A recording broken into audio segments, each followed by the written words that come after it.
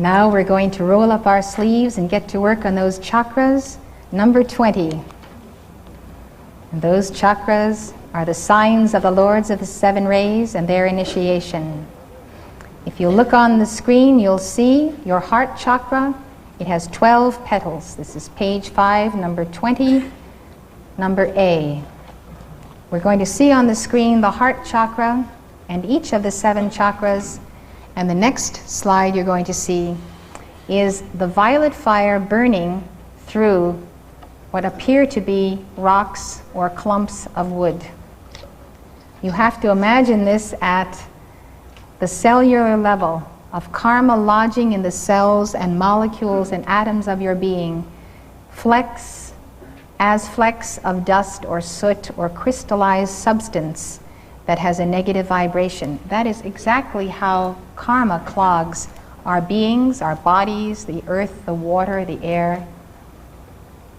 And that is why we get burdened, and that's why our vibrations go down. The definition of vibration, by the way, is the rate of the spin of the electron around the atoms of your being. That's the truth, and that's what you'll read about in the first Keeper of the Flame lesson. So what happens is that the density of our consciousness, because it's God's light, we're misqualifying, it accumulates as fine dust or smog between those wide open spaces of the electrons. So they slow down, they can't pass through as easily. And the rate of that revolution of the electron around the nucleus determines your personal vibration. And the more you have light and the violet flame, the more you accelerate, the more you have energy. There is a new joy in your life because the electrons themselves are enjoying that cosmic spin you're giving them. So that substance that gets heavy between the electrons has been compared to molasses or asphalt hardened or to clumps of substance like on the screen. So if you look at the chakras on the chakra man, whom we'll put up now and you'll see on the very front of your booklet, see where those chakras are in your body. Where they are in your body means that if you have problems in that area of the body, you are dealing with the karma you have made on that ray which corresponds to that chakra. So if you have a problem, let's say a chest problem in the lungs, you would associate that with the heart chakra and the throat chakra. So you would look for the clearing of those 2 chakras and also a scientific application of diet, the most scientific and satisfactory diet that parallels that of the ancient Eastern adepts that we have given back to us today is the macrobiotic diet, because it seeks to restore the balance of yin and yang, or alpha and omega. Now that's how we practice it at the Royal Teton Ranch. It is practiced according to the disciplines of the Ascended Masters. And you will find that if you can restore balance in your physical body, the physical body and atoms can contain more light, and therefore you have strength and balance physically to carry more light in your chakras. So this is a very physical path of self-mastery that we are walking under the Ascended Masters. So we're going to take number 20. We're going to say, I am a being of violet fire. I am the purity God desires, 3 times between each of those lettered decrees. And if you see the order of the chakras, we're starting in the heart, which is the center, or the central sun of our being.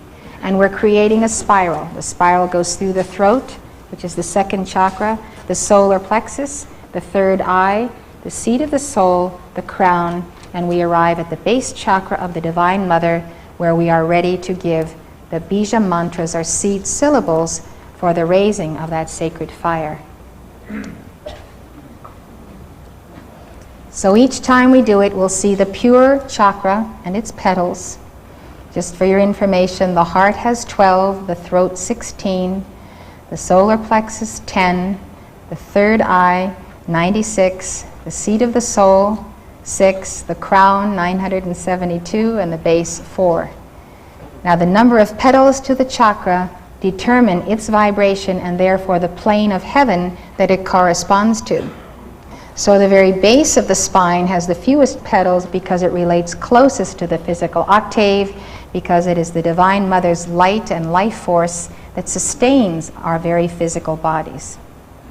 So as you get higher and you get 972 petals, which is the 1,000-petal lotus, you really have a tremendously high pulsating frequency that can be in that crown chakra.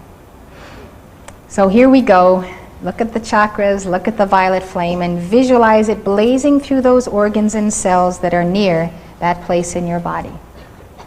Beloved mighty I Am Presence, beloved Holy Christ Self, beloved Saint Germain and beloved Zadkiel, come forth now in the victory of the God flame. Seal us in the violet flame. Purge and purify us. Consume now all that is less than our Christ perfection. Transmute that energy and bless all life by its purity. Send it forth to our great causal body of love as the harvest of our good works on earth. Therefore we say together, I am a being of violet fire. I am the purity God desires. I am a being of violet fire. I am the purity God desires. I am a being of violet fire. I am the purity God desires. My heart is a chakra of violet fire. My heart is the purity God desires. My heart is a chakra of violet fire. My heart is the purity God desires. My heart is a chakra of violet fire. My heart is the purity God desires. I am a being of violet fire. I am the purity God desires. I am a being of violet fire. I am the purity God desires. I am a being of violet fire. I am the purity God desires. My throat chakra is a wheel of violet fire. My throat chakra is the purity God desires. My throat chakra is a wheel of violet fire. My throat chakra is the purity God desires. My throat chakra is a wheel of violet fire. My throat chakra is the purity God desires. I am a being of violet fire. I am the purity God desires. I am a being of violet fire. I am the purity God desires. I am a being of violet fire. I am the purity God desires. My solar plexus is a sun of violet fire. My solar plexus is the purity God desires. My solar plexus is a sun of violet fire. My solar plexus is the purity God desires. My solar plexus is a sun of violet fire. My solar plexus is the purity God desires. I am a being of violet fire. I am the purity God desires.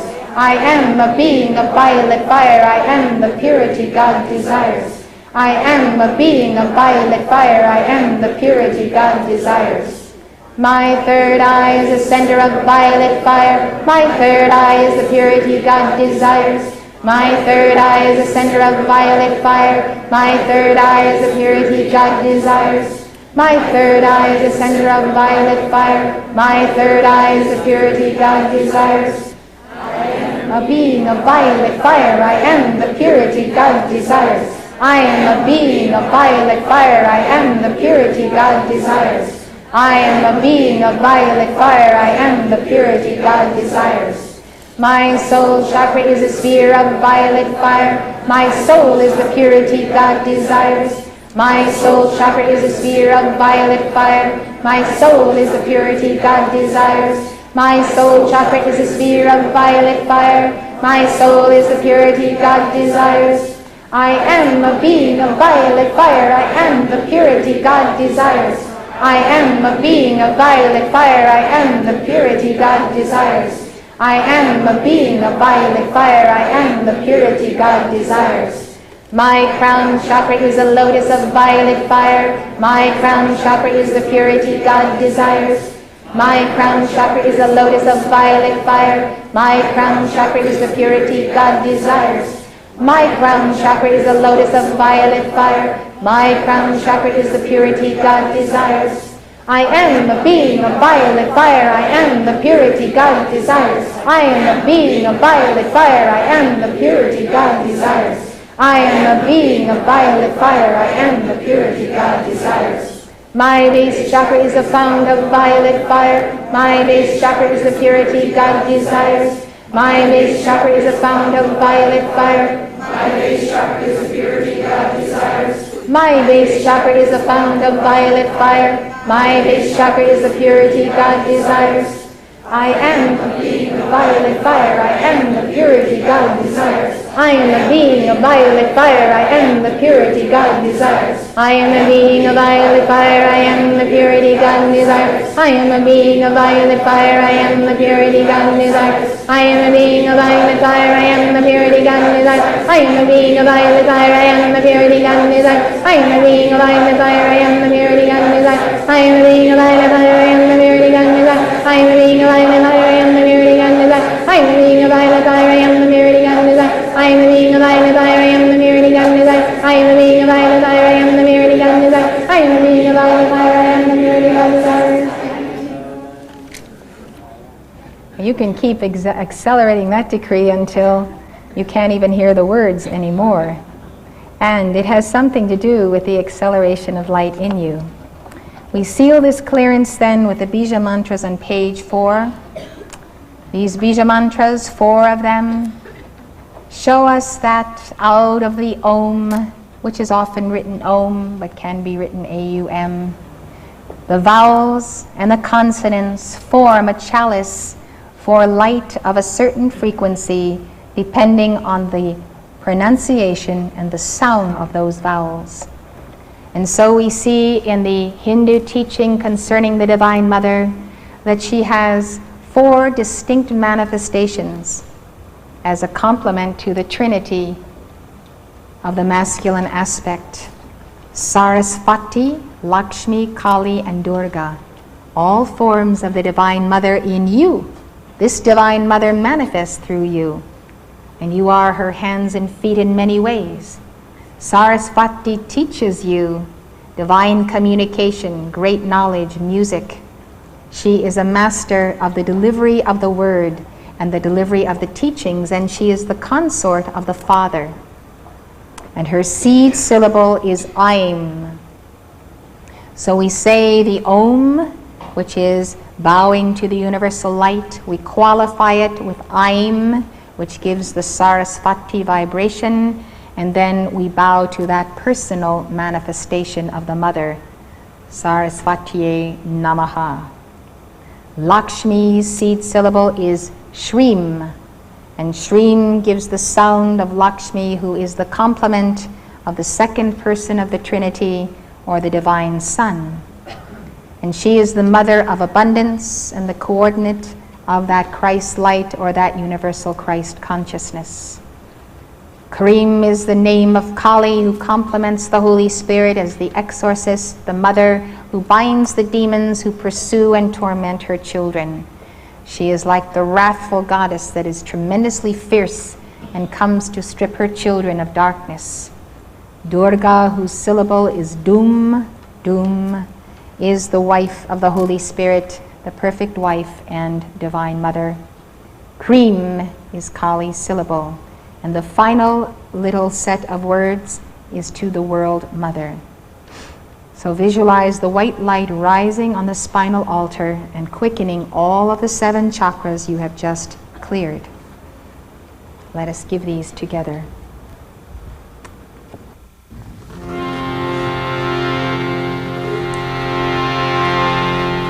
Om Aim Sarasvatye Namaha. Om Aim Sarasvatye Namaha. Om Aim Sarasvatye Namaha. Om Aim Sarasvatye Namaha. Om Aim Sarasvatye Namaha. Om Aim Sarasvatye Namaha. Om Shrim Lakshmi Namaha. Om Shrim Lakshmi Namaha. Om Shrim Lakshmi Namaha. Om Shrim Lakshmi Namaha. Om Shrim Lakshmi Namaha. Om Shrim Lakshmi Namaha. Om Krim Kalikaye Namaha. Om Krim Kalikaye Namaha. Om Krim Kalikaye Namaha. Om Krim Kalikaye Namaha. Om Krim Kalikaye Namaha. Om Krim Kalikaye Namaha. Om Dum Durgaye Namaha. Om Dum Durgaye Namaha. Om Dum Durgaye Namaha. Om Dum Durgaye Namaha. Om Dum Durgaye Namaha. Om Dum Durgaye Namaha. Aim Hrim Klim Chamundaye Viche. Aim Hrim Krim Chamundaye Viche. Aim Hrim Krim Chamundaye Viche. Aim Hrim Krim Chamundaye Viche. Aim Hrim Krim Chamundaye Viche. Aim Hrim Krim Chamundaye Viche.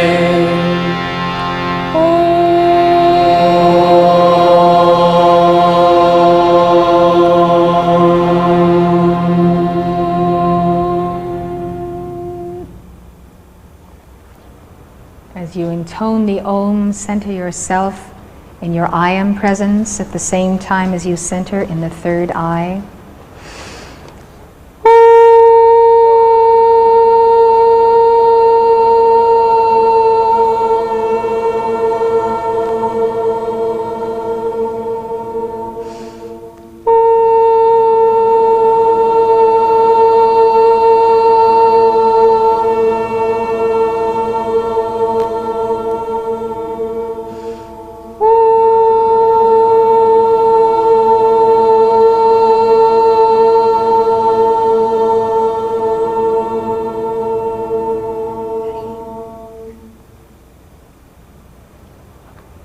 If you turn back to page 3. Number 1, the hymn to the sun. First, look at your I Am presence on the screen. And then, beyond the I Am presence, look at the sun behind the sun, which is the point of our origin in the very center of all cosmos, in the beginning with the Word. Just visualize that fiery sun as the source, the point of your origin. And let us give number 1 on page 3, the hymn to the sun. O mighty presence of God, I am in and behind the sun. I welcome thy light which floods all the earth, into my life, into my mind, into my spirit, into my soul. Radiate and blaze forth thy light. Break the bonds of darkness and superstition. Charge me with a great clearness of thy white fire radiance. I am thy child, and each day I shall become more of thy manifestation. We have just given Bija mantras to the Divine Mother, and we feel her wondrous presence with us.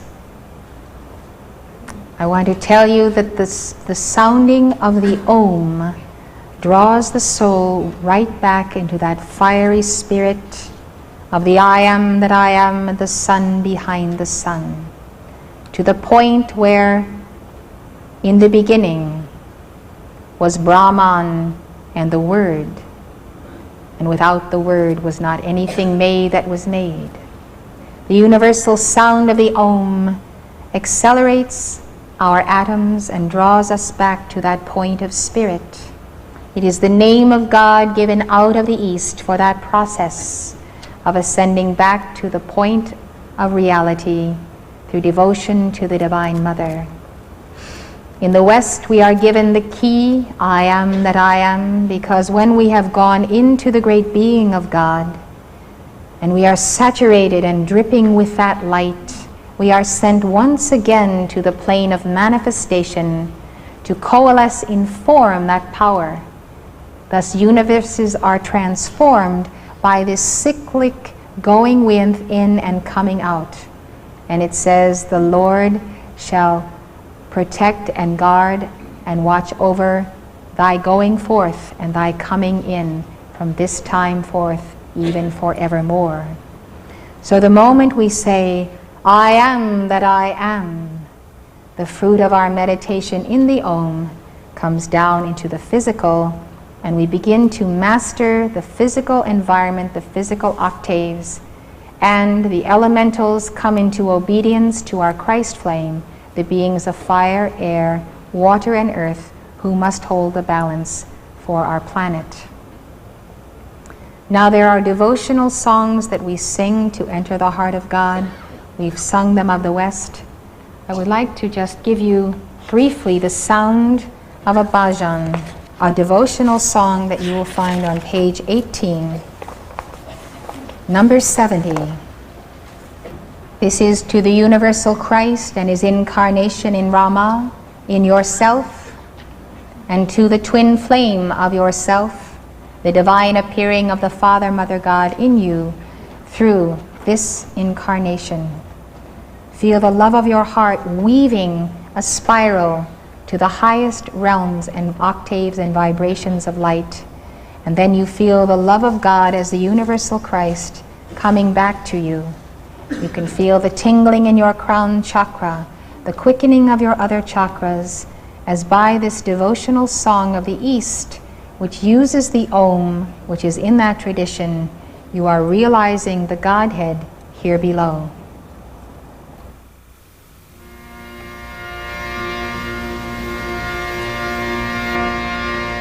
Ram Ram Ram Yedunandana He Ganesham Hare Rama Rama Yedunandana He Ganesham. Hare Rama Rama Ram Yedunandana He Ganesham Hare Rama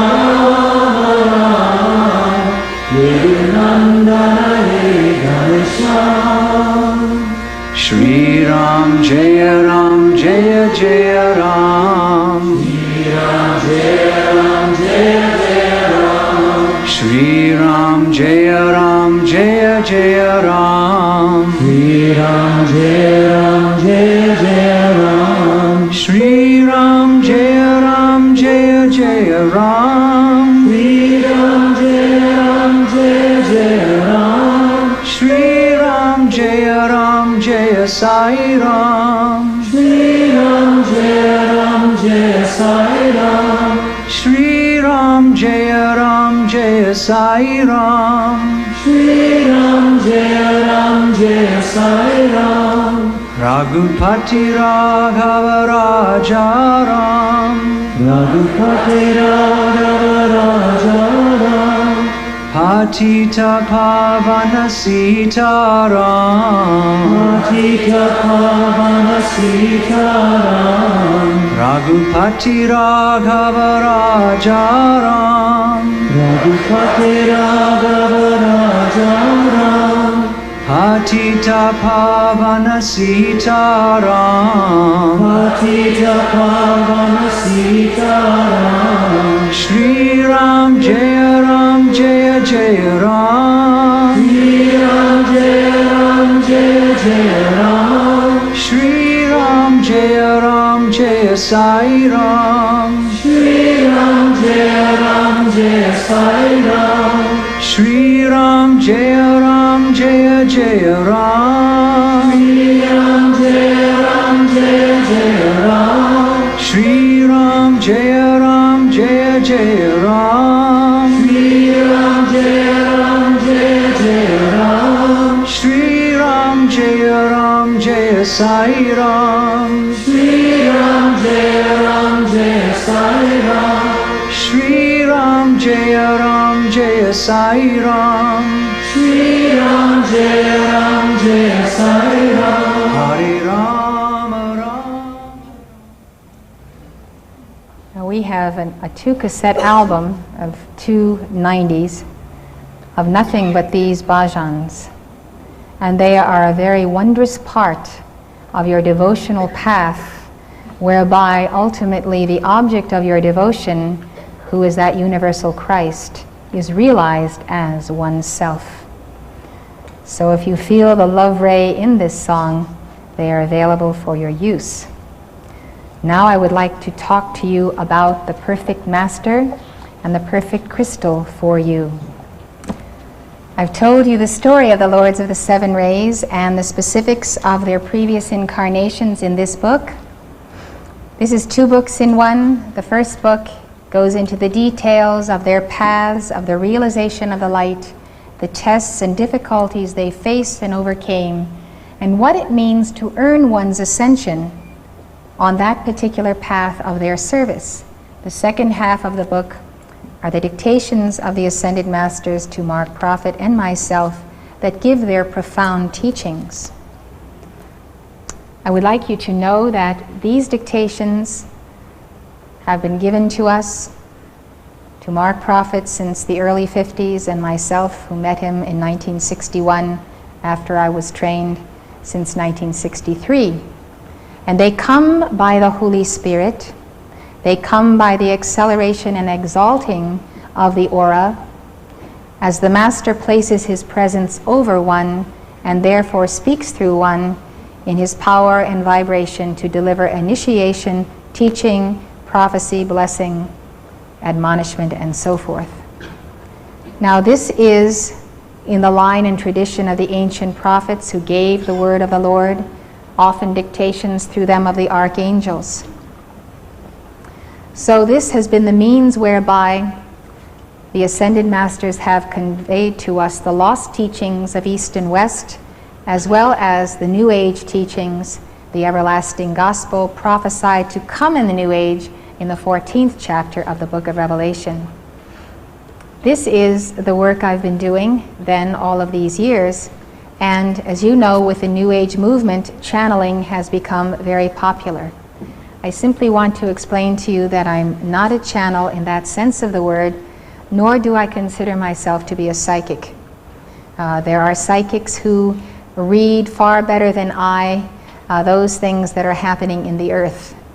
My gift of the discernment of what is happening comes again through a gift of prophecy and of seeing because God shows me, not because I have in this life developed psychic powers. So that is my path, and I wanted to explain it to you, and I am in no way standing apart from or a contradiction of or judgmental of anyone else's paths or what you are bringing forth. I would only tell you that whatever you do, you can do with greater clarity and purity with the violet flame. And so that's why I like to give it to you. Now this evening, at the conclusion of our meeting, I will be delivering a dictation from an Ascended Master or an Archangel. And so that is a very special event and a very tremendous release of light. It is something personal to everyone present, and it is a conveyance of light. So that is why we affiliate ourselves with the Ascended Masters, because we desire to become Ascended Masters. You always apprentice yourself to the teacher who is on the path that you want to fulfill. So if you know what these masters are like, you can pick a master and say, I will study under that master and I will give his mantras and decrees, and I will ask him to sponsor me. Of course, many Ascended Masters are sponsoring all of us, so you don't have to think you need to only pick one master. One of the important reasons for studying the lives of the masters concerns you and your twin flame. And I want to talk about the great central sun now, and our twin flames and our point of origin. I'd also like to tell you that the Lords of the Seven Rays are all devotees of the Divine Mother. You don't ascend without becoming a devotee of the Divine Mother's light. And the greatest of all masters are the greatest devotees of the Divine Mother. And so that is a very fact of existence. And the great beings, the Buddhas and the Bodhisattvas, and those in the higher octaves all have that tremendous gentleness as well as the tremendous power of the Divine Mother. When you see the Buddha in meditation in his statues, he is meditating on the pure white light of the Divine Mother. He is in love with the Divine Mother as the Divine Mother is in love with the Buddha. And the Buddha is the enlightened one, and you are on the path of becoming a bodhisattva being a disciple on the way to that realization. So you and your twin flame began in the white sphere of being, and you were created by Elohim and the great central sun in the beginning. And male and female you were created, one with a plus and one with a minus charge. And you can see within that sphere center the Tai Chi forming, and it forms by the cosmic spin, the movement of this great sphere of light. God showed me the central sun many years ago and took me up and showed me the mystery of creation. And creation is in the turning, is in the spin of the central sun. And so, as you each have an identity as the plus, the fiery white spirit of the masculine, and then the blue of the feminine and the negative or minus polarity. So it's the father, mother, the masculine, feminine, the yang, the yin, or the plus and the minus. And on these twin identities, the whole cosmos hangs. We have a spirit cosmos and we have a matter cosmos. And so we are extensions of this divine spirit suspended in the matter cosmos, in the great sea of this plane of effect. We are the body of the mother, and the whole physical universe is the body of the mother. When we were created in the beginning as twin flames, remaining in this circle of fire, we journeyed together through those 7 concentric rings of light, spending many cycles in each of those inner spheres, gathering skeins of our cosmic consciousness on those 7 rays, and 5 secret rays whose bands are shown on our chart just as the white, because they are closest to the center, they are at another angle, and they are called the secret rays, and they correspond to the secret ray chakras, 1 in each hand, 1 in each foot, 1 corresponding to the 8th ray chakra of the heart. The places where Jesus was nailed to the cross on his hands and feet, where the spear pierced the side in the direction of that secret chamber of the heart, show us those secret ray chakras, and that the crucifixion itself is an initiation on those 5 rays. For that very purpose, Saint Germain has required that I wear these gemstones on each of my 5 fingers, so that in the mudras of the Divine Mother, I am releasing that light, or he is releasing it through me, through these particular focuses. Now, at the conclusion of the dictation this evening, I'm going to be taking this emerald crystal that Saint Germain secured long ago for me for the sealing of the 3rd eye. And this crystal corresponds to the 5th ray, which is the emerald ray. It is an emerald, and you can see it on the screen as you can see it in my hand. This is a very interesting crystal because from particles of real emerald, it is placed in a tray in a laboratory in certain chemicals, and it grows. This little crystal grew in 9 months. So you see, a crystal like this, of course, would be out of the question for any of us if it were raw from the earth. But created in a laboratory, it is accessible to us. Now, the emerald is always used in connection with the 3rd eye. And this initiation which Saint Germain gives you at the end of this evening is prophesied in Revelation 7. It's called the sealing of the servants of God in their 3rd eye. And it comes at the end of the age of Pisces, after the 4 horsemen of the apocalypse are riding through the land and delivering their karma, delivering the karma of the nations upon them. And there begins to be a great disturbance in the elements and the great winds. And an angel of the Lord appears and he says, "Hurt not the earth until I have sealed the servants of God in their foreheads." And the scripture says that 144,000 are sealed. which I believe is the complete number of initiates on the 12 signs of the zodiac and not necessarily a physical number. But for many, many years I've been traveling around the world giving these teachings and placing this emerald to the third eye at the conclusion of the evening. Now, why does Saint Germain use an emerald? First of all, I mentioned to you it corresponds to the third eye. But secondly, none of us have today the adeptship, the mastery in our chakras, to contain the light that is sufficient and required for the holding of the balance in the earth. So God, through the nature spirits and beings, has placed in the ground tremendous deposits of crystals, as well as gemstones.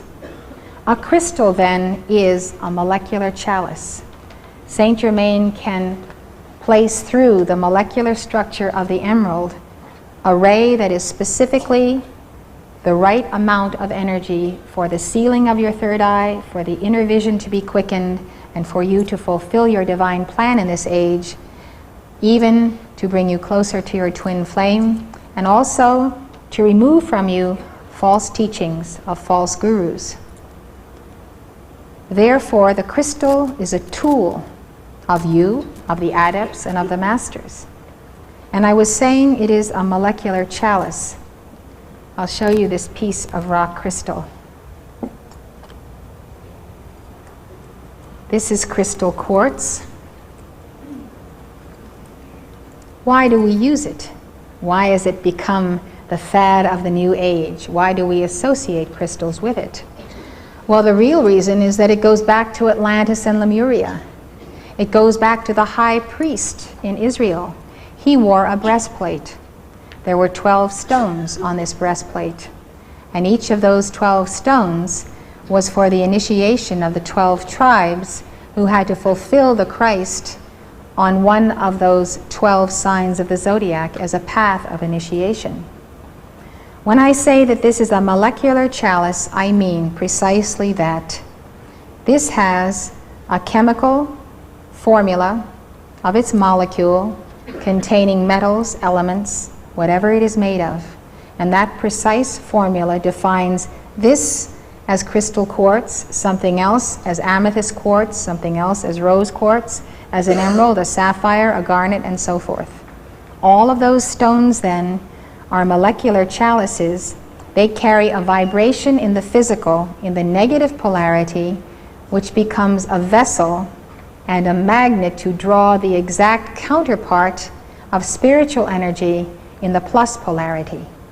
So they serve as adjuncts to our development of our chakras.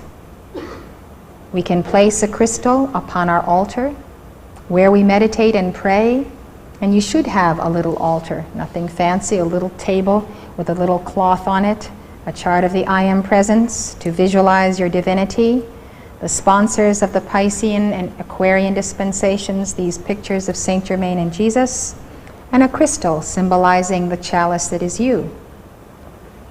As you pray at that altar, or you may give your yoga in the same room, you give your dynamic decrees, it becomes a consecrated place. It's consecrated by you, it's consecrated by your Holy Christ self. Abraham, Isaac, and Jacob would also raise an altar wherever they went. Moses, as he wandered through the wilderness with the children of Israel, they would always immediately erect the altar, put the ark in place, the Holy of Holies, where they would camp. So wherever you camp, you raise that little altar. So a crystal then becomes a chalice of light, and as you repeat mantras and you feel that light flowing through you, that light can actually coalesce or crystallize in the focus of your choosing. So when I went out on this lecture tour of the United States beginning October 1st, speaking in the cities across the nation, I asked the Lords of the Seven Rays, who are the sponsoring masters of our path of individual Christhood, what was their assignment. And they told me that in addition to giving the basic lost teachings of Jesus and the prophecies of Saint Germain, that they wanted to send out in these troubled times, where many prophecies are coming upon us, a crystal, a gemstone, that would be charged with their ray and vibration, so that individuals could identify the path and the ray of the service that they, with their twin flame, chose in the beginning in the central sun, after going through the 7 spheres and the 5 secret rays, so that they could reacquaint themselves with that ray and be accelerated on the ray of their greatest strength and their chakra of the greatest strength. And this you can discover by looking at yourself and seeing how you relate to the 7 masters I'm going to tell you about now, how you feel about their color, their vibration, their ray, their past lives, and what they tell you about yourself.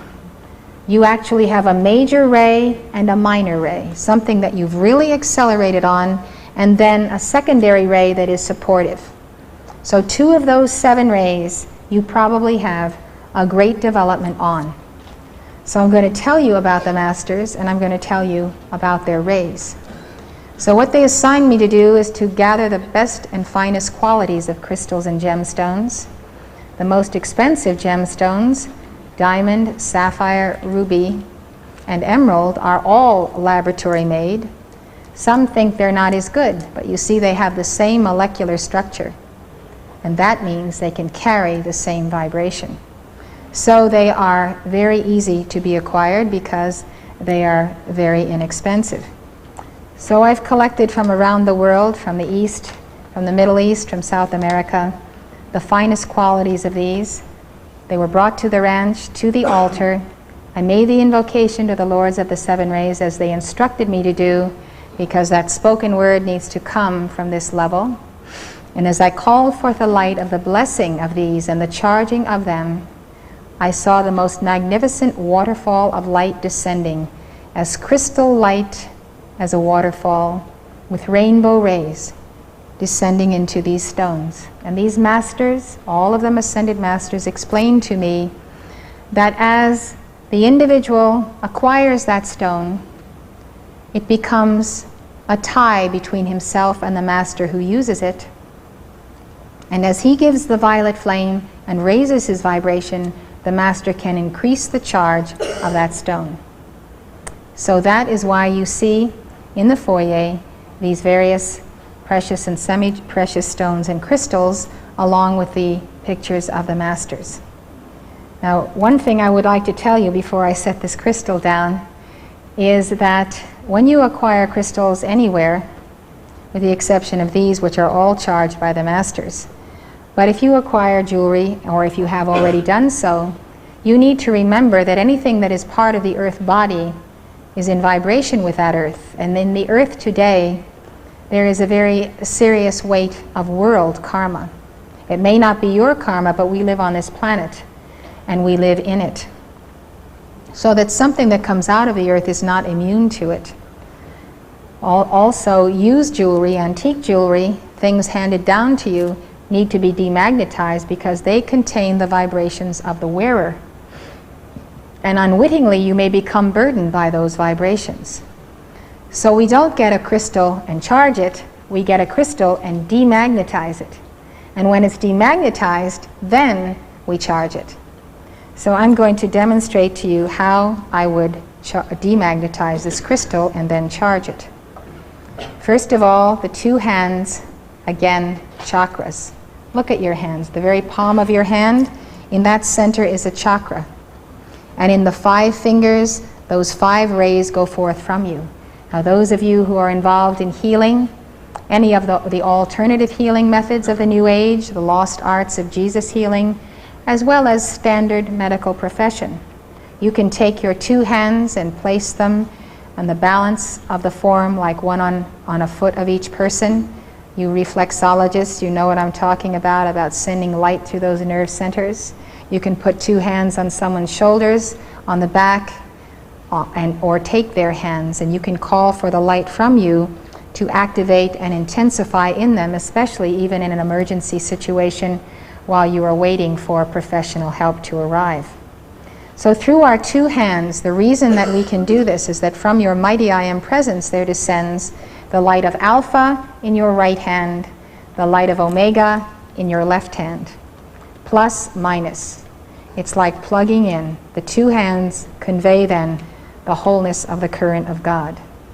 So remember, you are not healers, you are instruments of the divine healer. I can't heal anybody, but God heals people through me. And that's what we have to remember.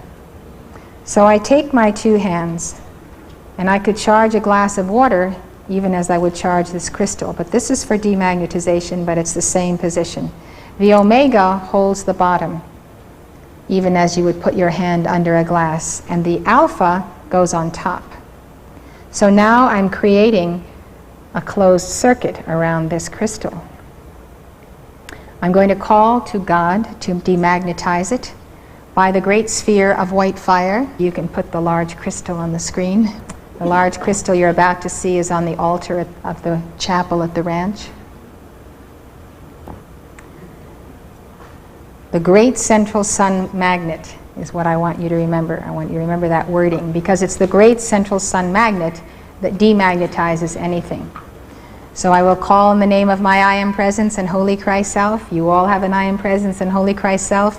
You all have a throat chakra. You can all make the call because you all have a divine spark. And I'm going to use the light of my presence, the instrument of my 7 chakras, as well as the sacred breath for this demagnetization.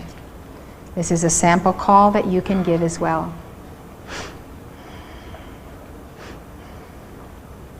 In the name of Almighty God, in the name I am that I am, I call forth light. Demagnetize then this crystal. Demagnetize it of all vibration, out of balance, out of alignment, all karmic records of the planet or the area where it has been, all hands that have touched it, all human vibrations, anything less than the Christ. By the power of the great central sun magnet, let every atom and molecule of this crystal be demagnetized now. By the power and light of the 7 rays, I call it forth and I decree it.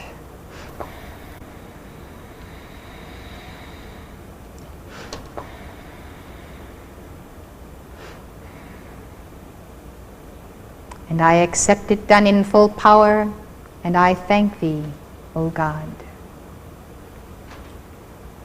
This is cleared just as you would clear a computer. Now you have an empty vessel. By the same process, day by day, through the violet flame and the chakra meditations, you are clearing the crystal of self. The greatest crystals that you can ever have are your own chakras. And the greatest crystal of all is you. You are God's crystal of Himself. In fact, you are the crystallization of the God flame. You are the Christ realization of that flame. So crystals are tools until we can contain that magnitude of light. Now I'm going to call for this to be charged. And my favorite thing is to call for quartz crystal to be charged with the light of the Divine Mother, and to receive my devotions that the momentum might build. As you establish an altar, if you invite the angels, they will tend your altar. They will come and minister unto you. And when you enter that room where your altar is, you will feel a holiness. A holiness because your mantras are building in the crystal, and you have the focus the Master has blessed. You have placed your altar in the wilderness, and it's the place where you commune with your I Am Presence. Lord God Almighty, in the name I am that I am, I call to the Divine Mother, charge and charge and charge this crystal with Thy healing power. Intensify in it Thy ray and flame. O beloved Mother Mary, O Kuan Yin, Sarasvati, Lakshmi, Durga, Kali, come forth now. Come forth, O sweetness of the Divine Mother. Charge it by Thy holy breath. Charge it by Thy holy breath. Charge it by the white light of the 7 rays. By the cosmic cross of white fire, I accept it done this hour in full power, and I thank Thee, O God.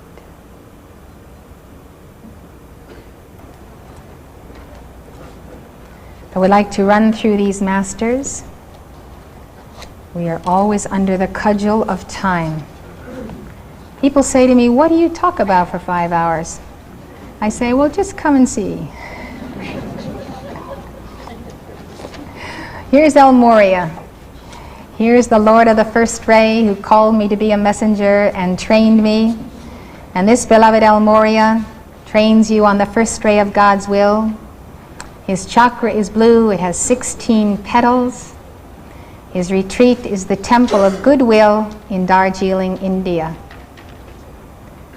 Now, the Lords of the Seven Rays is a book on the mystery of God, on God's mystical body, all of us. And I tell how Jesus introduced us to these 7 masters long before we knew there were masters. El Morya then uses the diamond, the sapphire, the star sapphire, and the lapis lazuli. You'll see these in order as they come through now. He also uses quartz crystal, as all masters do. He uses all of these to focus the ray of God's will. El Morya was embodied as Abraham. Abraham, you will recall, met Melchizedek. After he was victorious in battle, he tithed to him the great initiate, Melchizedek. He was Melchior, the wise man, one of the 3. It was Dwal Kul, DK, Kutumi, KH, and the Master M. El Morya, who were those 3 wise men who by astronomy followed the star, and the star over Bethlehem is the great causal body of the I Am presence of Jesus, so intense that it could be seen. The star of your causal body, announcing the birth of the Christ in you, is over you now. Morya was Arthur, King of the Britons. He was St. Thomas Becket and St. Thomas More. And he was Akbar, the great Mughal Emperor of India. He was a statesman. He is a first-rate person of a Mercurian mind, quickness in action, always practical, always organizing to get things done. If you have first-rate qualities, you have an extraordinary energy and power, you are in action constantly, and you are a person that can always organize, administrate. You may be in law, you may be in any area of life, but you are active. And you love the inner blueprint of life, and you love it as the will of God, whether you call it that or not. El Morya trains you in the mastery of the power of the spoken word and being a co-creator with God. We're going to take a break shortly, and I'm going to give you a wonderful meditation of El Morya when we return. So that's the path of the first ray master. The second ray master is Lord Lanto, the quietness of wisdom's flame, the second ray, and the crown chakra. The color is yellow, the petals are 972. That's why it's called the 1,000-petaled lotus. Lord Lanto lived on Lemuria as a high priest in the temple of the Divine Mother, and today he uses the Grand Teton in Wyoming, where the Royal Teton Retreat is, to teach souls. He trains us to receive gifts of the Holy Spirit, the word of wisdom and word of knowledge, even as Morya trains us to receive the gift of faith and the gift of wisdom. Lord Lanto uses the yellow diamond, the yellow sapphire, the topaz, and the citrine quartz. These are all used to focus and to attune and quicken your crown chakra. At Summit University, which is a 12-week retreat you can spend at the ranch studying these teachings, there is a yellow topaz that is used for the touching of the crown chakra and the quickening of that chakra by the Holy Spirit, the great Lord, the Maha Kohan. Lord Lanto was a contemporary of Confucius, and Confucius considered himself his pupil.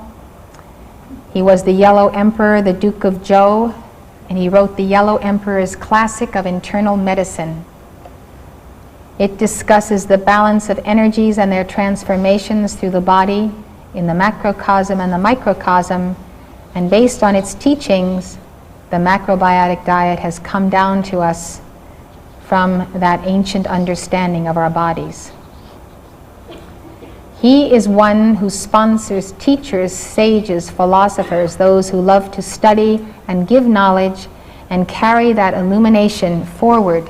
They are the repositories of the wisdom of civilizations. If you are a teacher or a student or love to study and learn, you have development on the second ray, and you find the second ray a relief from the first ray, which is so active energetically. And this is the quiet contemplation and going within. And then when we have the wisdom, we need the first ray to put it into action.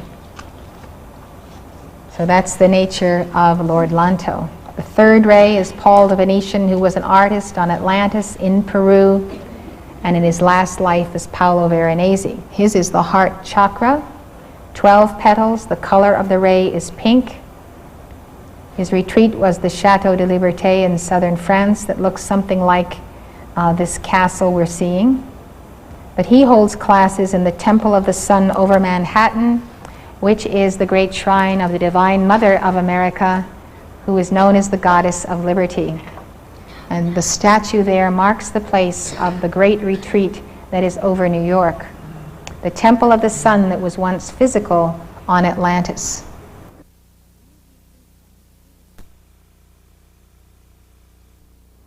Now these retreats I'm speaking of from where the masters teach are in the etheric octave. They once were physical in past golden ages. As the vibrations of earth declined, they were withdrawn to the etheric plane. The etheric plane is just as concrete and physical, in fact more concrete than where we live right now. You are probably here because your soul in your finer bodies has been journeying to these retreats for many years. And you are seeking to find here what you are learning at night because you don't quite remember it all. You just get snatches and bits of it as intuitive flashes. Now these lords of the seven rays have opened their 7 retreats as universities of the spirit, and in an unprecedented manner at the end of this age of Pisces are receiving tens of thousands of souls studying there nightly. If you desire to study at their retreats, and you have a little decree session before you go to bed and some meditation, maybe 15 minutes, and you call to the angels of Archangel Michael to come to you and escort you safely in your soul, in your finer body, to the retreat of your choice. And you may have a picture of it in your bedroom, so you can visualize the Grand Teton, or you can visualize Darjeeling, India, where Morya teaches. And you put your head on your pillow, you welcome the angels, you go to sleep, and after you are in a very deep sleep, your soul then makes that journey. So for those who don't quite remember what they are learning, what we have done is the masters have trained us as messengers, and Mark and I have written over 50 books of the Ascended Masters' teachings.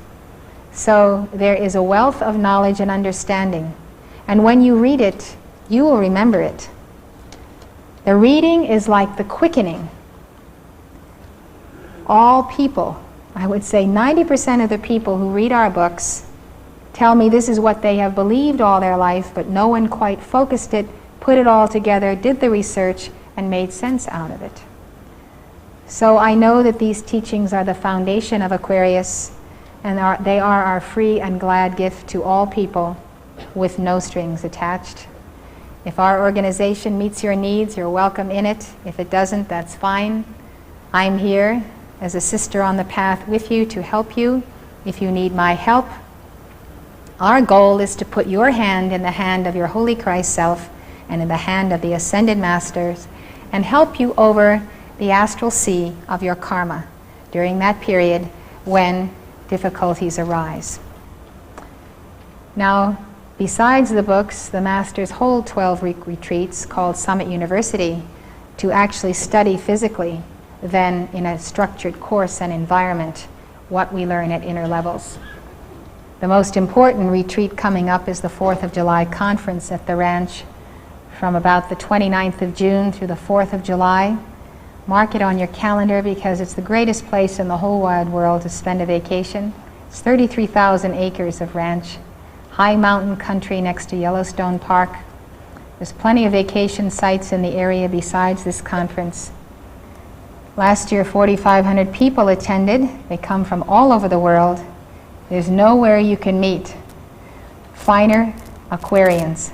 New Aquarians come together for the healing of a planet. We give lots of mantras, days on end, directing them into the earth body to hold the balance of the earth for earth changes and into the astrological configurations and prophecies that are coming upon us. Now, getting along with these masters a little bit quickly so I can give you a break now. The Lord of the third ray teaches the path of love, and he teaches at this temple of the sun, which is the temple of the goddess of liberty. He uses the ruby, the diamond, the garnet, rose quartz, and pink beryl for the strengthening of the physical heart, the purification of the blood, the refinement of the consciousness that is in the blood, and the development of divine love in your temple, the expansion of divine love. He is the great artist, and if you have artistic talent, even if it's undeveloped, if you love beauty and you love love and you love to be expanding your heart and directing light, if you are creative in any sense of the word, you have elements of the third ray of God's love and divine art and beauty. It's the ray where you realize the Holy Spirit. The fourth ray is the base of the spine chakra, the white light of the Divine Mother. The master is Serapis Bey, the great master of the pyramids, whose retreat is at Luxor, Egypt. He bore the flame of the ascension from the Ascension Temple on Atlantis before Atlantis sank. And he carried that flame to that place of safety and established his retreat. He re-embodied there as the Egyptian pharaoh on Amenhotep III, 1417 to 1379 BC. He brought Egypt to its height of diplomatic prestige and prosperity. He is the divine architect. If you are an architect and love excellence and inner design and are always seeing the inner design of an event or of a building or of an invention or of yourself, you love Serapis Bey because he is pure white fire discipline, and he teaches you the highest levels of excellence. He built the temple at Luxor, and it is a book that explains the secret functions of the organs and nerve centers. He was Leonidas, the king of Sparta, in 480 BC. He and 300 of his countrymen defended the pass of Thermopylae against the invading army of the Persian king Xerxes. They stood fast in their white fire, and they gave their lives for the continuation of their country. Serapis Bey uses the diamond, the pearl, the zircon, and the quartz crystal. His is the path of the ascension. He receives you at Luxor to prepare you for your ascension in this life. And many of you here have received, before you came into embodiment, the annunciation that in this life you would reunite with God, that this is your final incarnation, and that you would find the path and the teaching to enable you to ascend at the lawful and natural conclusion of this life. This is the path of the devotion to the Divine Mother, as we said before.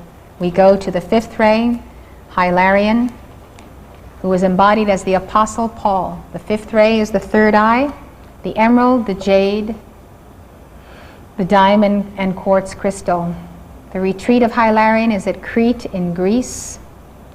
He teaches us to receive the gifts of healing. In my book, I have gone into detail of the life of the Apostle Paul and his next embodiment after that is Saint Hilarion, who was a great healer in his day. He made his ascension at the conclusion of that life. He passed on in 371 AD. Those on this ray are musicians.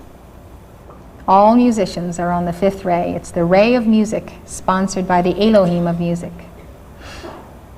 It is the ray of science, mathematics, wholeness, and all related fields of health. It's the ray of divine vision for precipitating in the physical what we see with our inner vision.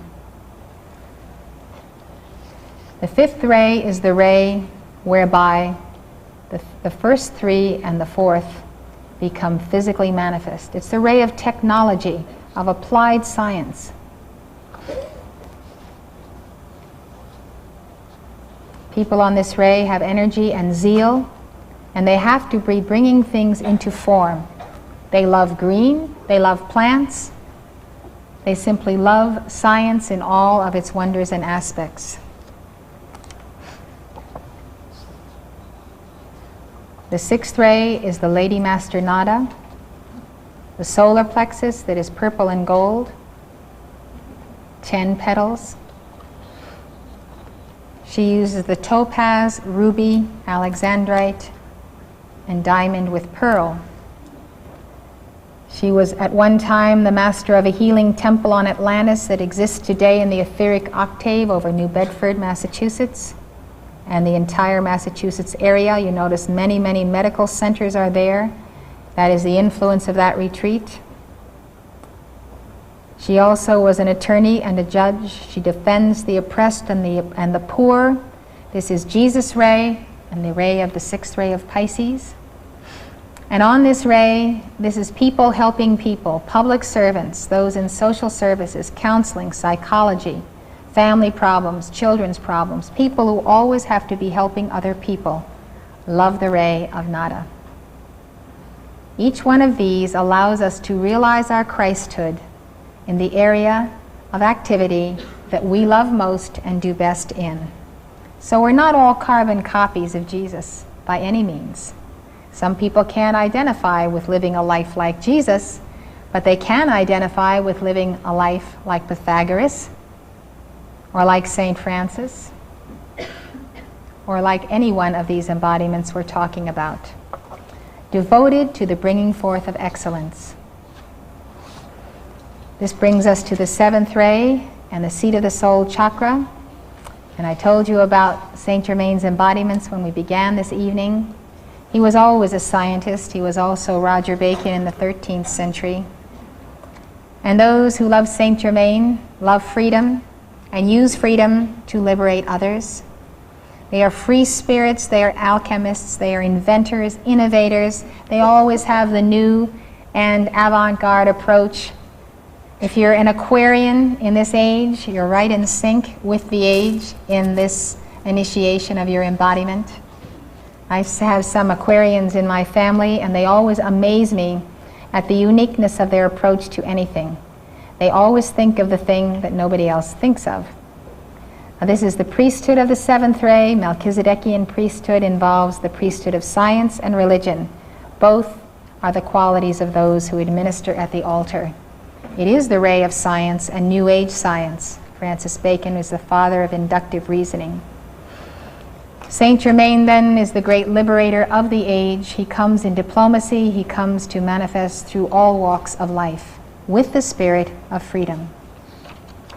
Having so said, I invite you to sing to the Lady Master Nada and take your break and get some fresh air, have a good time, and be sure to come back. The best is yet to come. Nada's song is on page 8.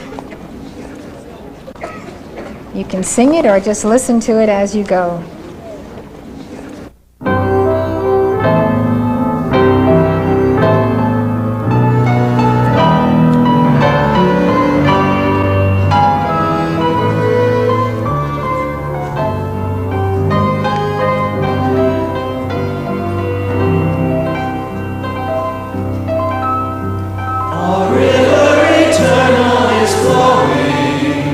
With beauty and light from the sun.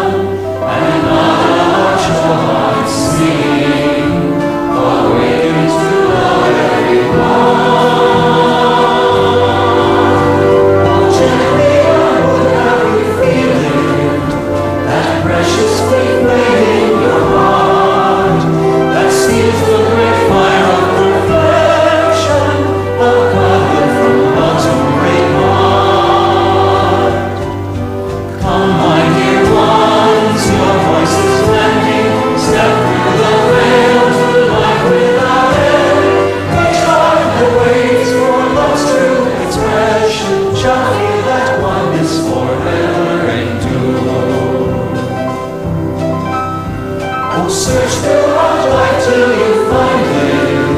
For love is the nature of God. To know Him as love will transform us, inspire us to live before God. By service in love, precious not will nourish the flame in each heart. The beauty of God's ministration by angels forever impart.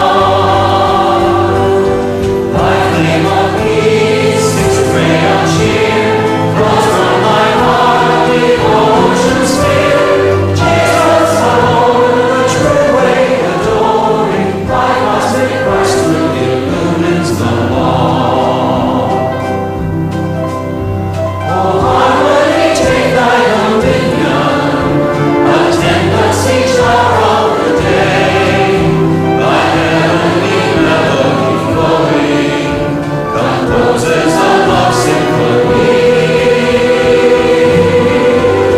We call forth God's praise and His blessings to you, dearest teacher of love. Now help us exalt our blessed Father to live in the Christ-like above. Oh, let thy power to image right now bring to all divine delight. Thy blessing, glory, guidance divine, our love with thine shall evermore shine.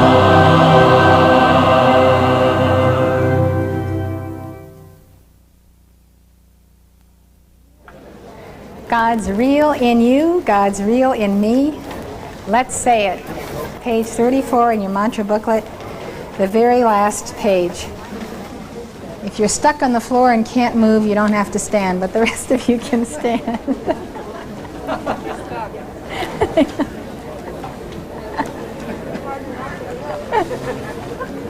It's in the mantra booklet. It's page 34 inside the back cover.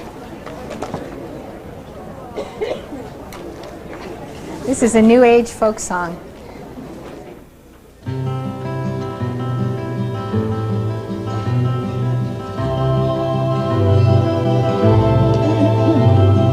I have a keynote, a great divine plan that sings in my heart and says who I am. It swells in a chorus that echoes from far, saying I love who you are. With the masters beside me to show me the way, my I am presence to light every day. My own inner being's as free as a dove, feeling the warmth of God's love. God's real in me, I know is true, and that same God is in you too. I wake up every day with a smile.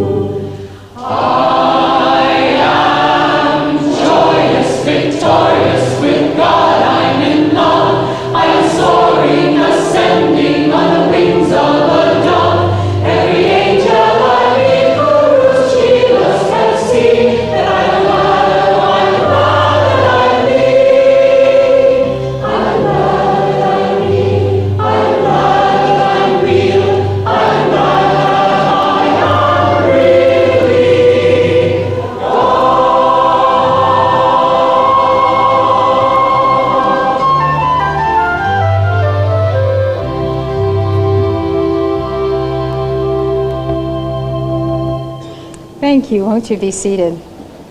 If you turn one page back, you're going to find a wonderful New Age song called The Evening Star.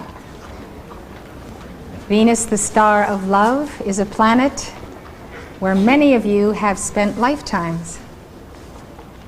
And the great Guru Sanat Kumara, who came to Earth to restore our memory of our threefold flame long ago, is the hierarch of Venus, and his divine complement is the Lady Venus, and she is a great divine mother. So Henry Wadsworth Longfellow wrote this poem, The Evening Star, to Venus, and our New Age musicians put it to music. And it's a wonderful meditation on love and the angels of light and brothers and sisters of Venus who are there in the etheric octave today.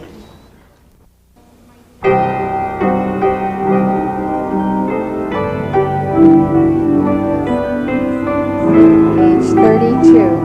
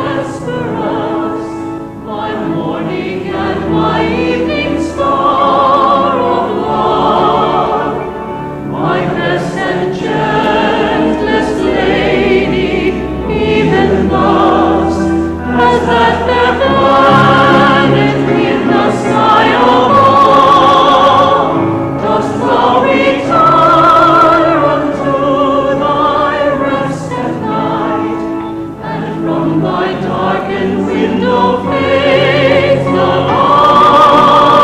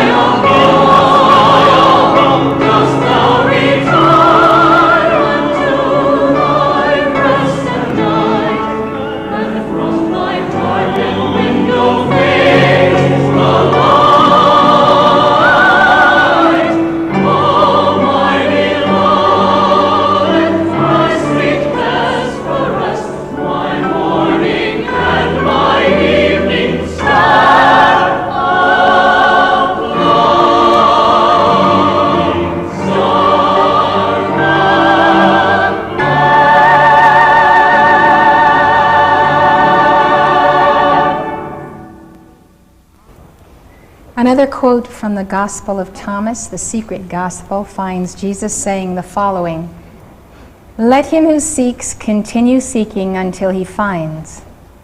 When he finds, he will become troubled. When he becomes troubled, he will be astonished. And he will rule over the all." That to me is an amazing statement. The all is your I am presence and the causal body that surrounds it. And the meaning to rule over the all is that through the science of the spoken word and your heart flame and that Christ self of you, you can direct the light of the all very specifically into world conditions, which means it is you who decides and determines how God's light will manifest on earth as his son. And so that puts you in the driver's seat here below. You're in the driver's seat, and therefore you take dominion in the earth and do so by accessing the light of the all.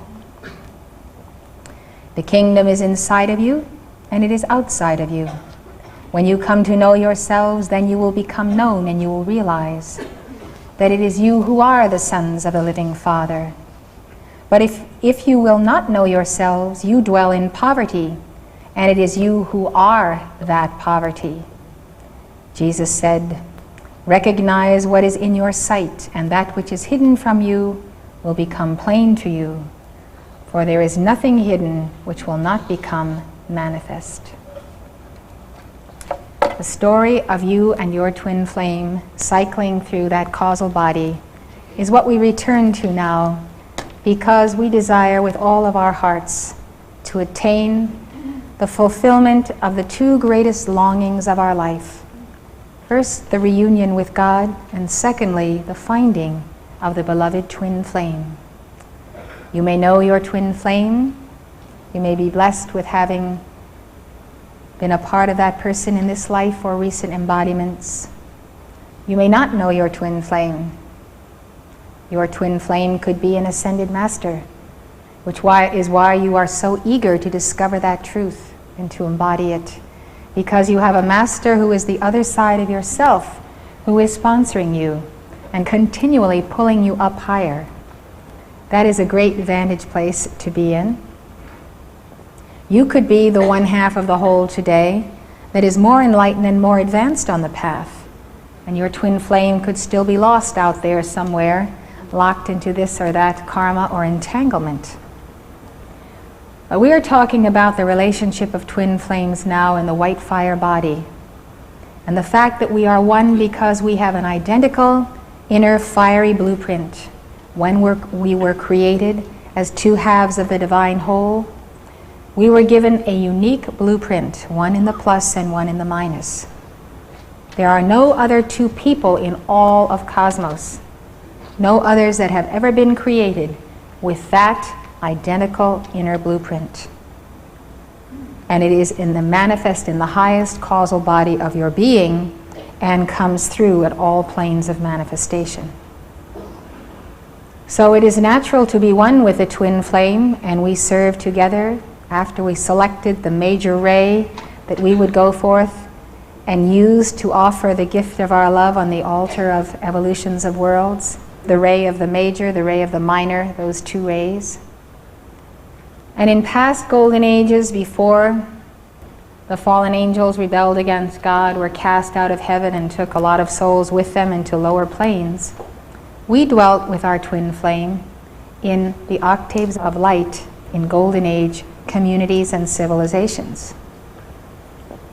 There are twin flames who never have descended into imperfection. They came forth out of the spirit sphere of that great causal body, and they went forth with twin causal bodies.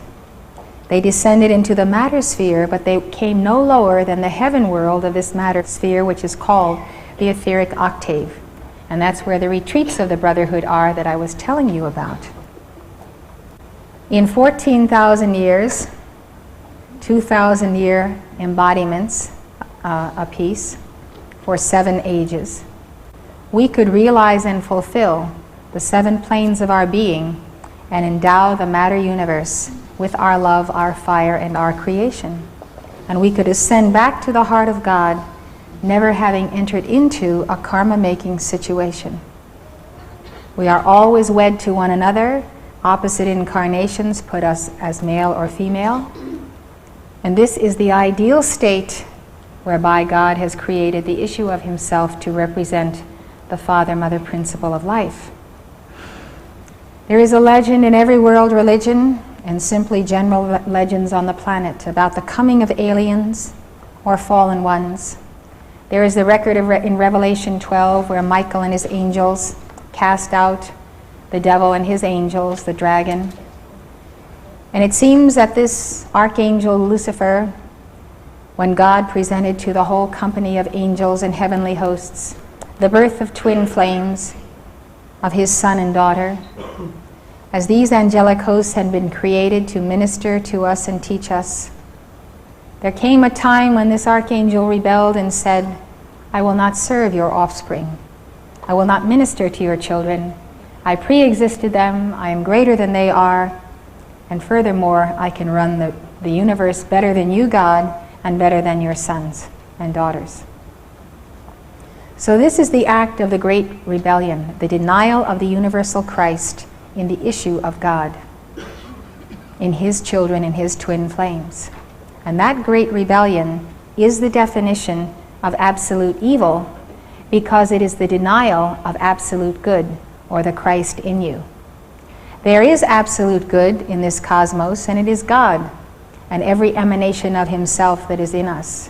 And there is absolute evil in those who have made war against him, and against the Divine Mother in heaven, who gives birth to the man-child, recorded in Revelation 12. The man-child is the universal Christ. So that absolute evil in these angels is a given and a fact of life that we have to deal with as we enter the new age. Remember, the war began in heaven in the etheric octave with a great rebellion, and God and his angels saying, "This evil may not abide in this high vibration. It must be cast down to the lower vibration." So they were cast down into the earth, into this dense matter that we are now in, and they were cast into physical bodies such as we now wear. And then the warning is given in the book of Revelation, and it says, "Woe to you, ye inhabitants of the earth, for the devil is come down to you, having great wrath, for he knoweth that he hath but a short time." This activity then of these fallen ones coming into the earth has the second prophecy, which says that the fallen angels went to make war with a woman and her seed. So the seed of the woman, or the children of the Divine Mother in the earth, are the butt of these fallen angels, who, from the highest state from which they fell, have retained certain power. They occupy power in the earth, in the establishment, in the banking houses east and west, in the governments of nations, in the control of people, economies, populations. They're in control in more places than you realize. We all have a sense that there's an establishment there. There's an order of people who somehow control things, who don't always have our best interests at heart. Well, now we can define a certain life wave and evolution and understand that no matter how they look or how they smile and glad hand and make all their campaign promises or whatever else they're doing, and I'm not saying that any of those candidates may be in this category, but they certainly have been from time to time, they always act against the expansion of the light in the people and for their gain of money and power and control. So we've been watching this in all walks of life for centuries, and if you study history, you can always see that certain key individuals were responsible for the downturn of civilizations, the fallen angels, and certain key individuals have been responsible for the moving up of civilizations. And they are the great Christed ones who have come to save us from these fallen ones. Today it is our hour to raise up the light within ourselves to be true shepherds and ministering servants. What happened to us then, as we were in the first octaves of light, the etheric plane, is described in the allegory of Genesis. The Garden of Eden is a mystery school. The Lord God who walks and talks with us in it is the cosmic Christ. And Adam and Eve are archetypal profiles of twin flames. In fact, there were many twin flames in this and other mystery schools. The ones called serpent are fallen angels who had great attainment in the raising up of the Kundalini and the sacred fire in the temple. And that is called the serpent fire, so they're called serpents. They had the mastery of the crown chakra, and they turned inside out the mind of God and used it for philosophical systems, political systems, all kinds of perversions of the true path to enslave us. They came with their initiation, the fruit of the tree of the knowledge of good and evil, and offered it to us before we had partaken of the fruit from the teacher, the living guru. Had we received that knowledge after the realization of our full Christ consciousness, it should not have divided us. But because the false guru and the false initiator moves in just before the true initiator is come, and that happens in every century, that fruit and partaking of it gave us the sense of duality and relativity, like two-eyed vision, no longer seeing the pure absolute good. And with that lowered vision and that sense of relative good and evil, we descended. We lost the etheric estate and we felt naked because we were no longer clothed upon by the light of that living teacher and the light and the path of initiation. So we were sent into a lower density, and instead of now learning our lessons by the teacher who would teach us right and wrong, good and evil, and take us all the way through an understanding of absolute evil, but without the necessity of experimenting with it, experimenting with unreality as we do today. So, the choice of free will that we exercised is to learn our lessons by our karma instead of directly face to face with the great master who was our teacher. So the words in Genesis is that they were sent from the garden lest they should eat the fruit of the tree of life and live forever in their imperfect state. The highest initiation we can receive is to receive the fruit of the tree of life. So we learn by the law of karma, by cause and effect, by trial and error, by free will, in a state of ignorance, clothed upon with our own density of centuries of karma. Now what happened to us in the course? We went forth, and when we left Eden, we were together with our twin flame. But as the lifetimes unfolded, and we got mixed up and entangled with this and that fallen one or fallen angel, we made karma with other people. In making that karma, we either had to be in their families or be with them. What happened to us is we got separated from our twin flame, and as embodiments succeeded and the mists of forgetfulness came upon us, we forgot all about that mystery school, about our origin in the great central sun, about our journey through the great spheres of light, about why we got into this condition here below, and how we were going to get out of it. And that's just about where we find ourselves today. And with the dawn of Aquarius, the quickening, the enlightenment, and the sense of that beloved twin flame and the sense of our God, we're about to turn around and walk that path all the way back home, retracing our footsteps. The going out is easy, but when we turn around and go back, we are retracing those footsteps of our karma, and we have to transmute it every step of the way. So it seems to be an uphill climb, but the winds of Aquarius and the violet flame are in our sails. Now this longing in our heart for the divine union with God and the oneness with the other half of ourselves is certainly a dominant force that impels us professionally, educationally, on the quest, on the search, seeking the perfect relationship.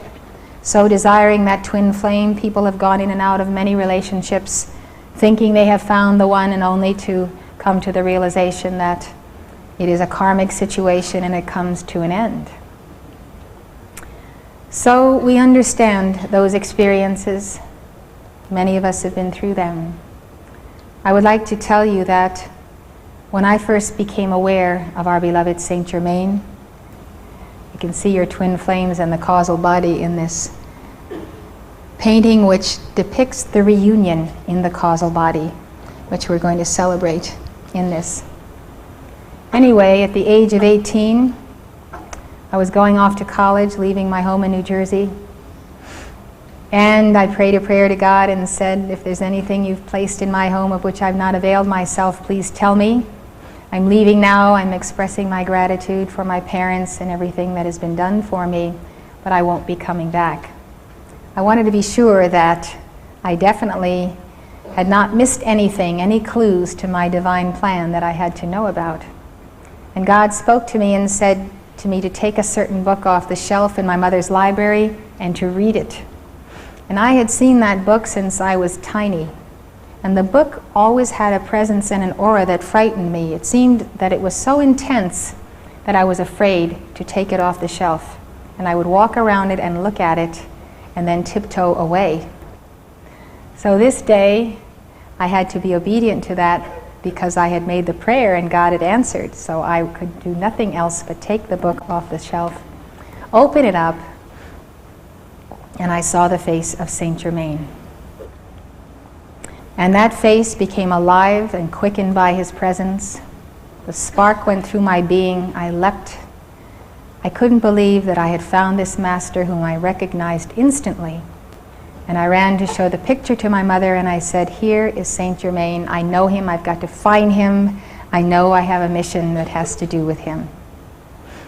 So she said she knew him, but she didn't tell me about him before because I should find him for myself. Well, I set out to find Saint Germain for myself, and it took me 5 years to find him, even though I would walk and talk with him and Jesus every day. And I thought to myself, there must be really something wrong with you that you are not finding this master.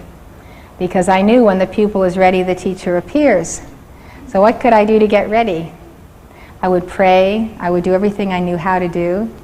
And I realized that the key to meeting the master had to be obedience. So I decided to listen to the voice of God within with all my heart and to respond to that voice and to obey immediately. And I thought as one thing would lead to another, if I would always obey the voice of God, I would get nearer to him and to the master. At this point, I wasn't even aware that there was such a thing as a twin flame. And I had a one-pointed goal in mind, and that was to find the teacher.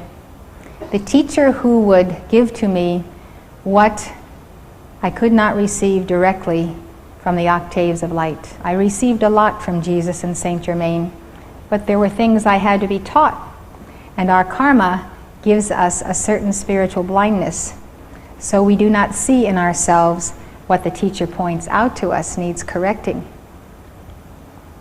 So in 1961, by a long circuitous route, I had found students of the Ascended Masters in Boston. They invited me to a meeting and told me that a man by the name of Mark Prophet, who was a messenger for the Great White Brotherhood, was coming to town to give a lecture and a dictation. And I leapt. I was so excited about such an event that I should hear a dictation from the Ascended Masters.